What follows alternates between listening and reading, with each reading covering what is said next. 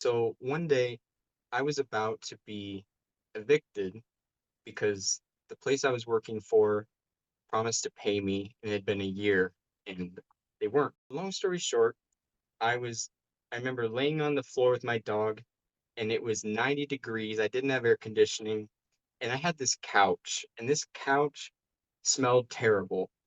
And I've been trying to get rid of this couch for months, but nobody would take the time to help me, carry it down these treacherous metal fire escape steps. And so there was something about that day where I was thinking about how I was trying to keep it all together and trying to be nice when people were literally taking money and food out of my mouth.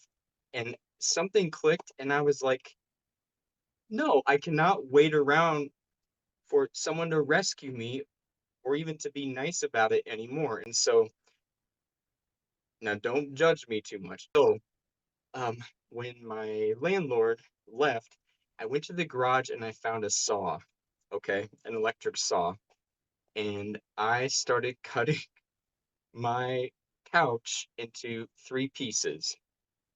And it was very intense. I was sweating because it was 90 degrees and I'm cutting it and I kept going to the window to see if he was coming back yet. And then of course it starts to pour rain.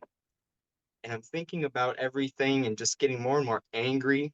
And I was never an angry person, ever. And so eventually I get this couch cut in pieces and each piece is really heavy. So I'm like trying to carry it out my door.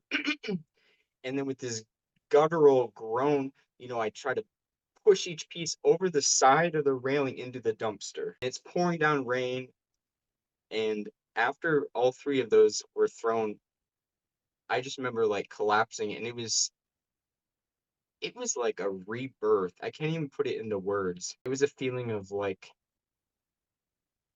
my soul touched my life for a second and said, "You're meant to be so happy and free, and this is all just pretend." It was really empowering. And whenever I hear people talk about their lives, I always think of that and I always sort of listen for what is their couch moment.